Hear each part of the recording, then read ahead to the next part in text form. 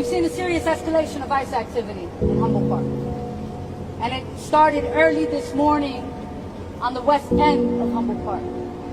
One of the first calls that I responded to was ICE throwing tear gas right outside of Rico Fresh on Armitage and Central Park. Pepper spraying, customers coming out of the grocery store, rapid responders responding to ICE presence in our community, people driving by who had to pull over because they could no longer see. This is violence that we are seeing in our community.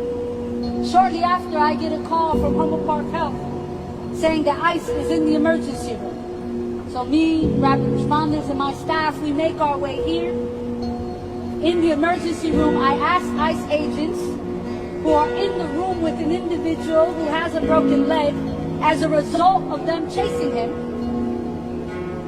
I asked them if they have a signed judicial warrant to be in the emergency room and have him detained. They refuse to respond. That ain't right. Not only do they refuse to respond, but they respond with violence by shoving me in the emergency room. And then I continue to ask if they have a signed judicial warrant, and then they handcuff me and threaten arrest. And they threaten arrest because I'm exercising my constitutional right to ask the question, do you have a signed judicial warrant to be in the emergency room with an individual that you are detaining? When they walk me out of the emergency room, several vehicles pull up, a white expedition with border patrol is ready to put me in the car. And I simply ask, what did I do wrong? Outside of asking you if you have a signed judicial warrant, I want you to articulate to me what law did I break? They had to take those handcuffs off.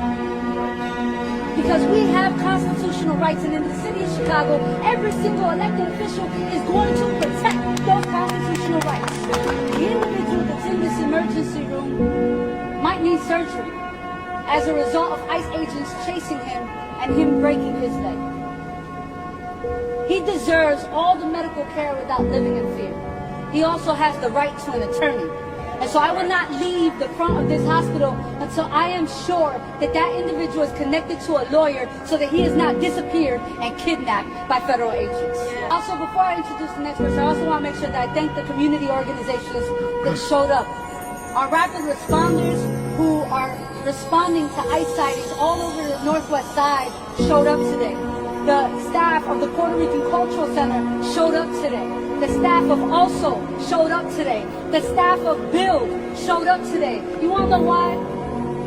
Because when they're doing violence prevention work, it also includes keeping every single member of our community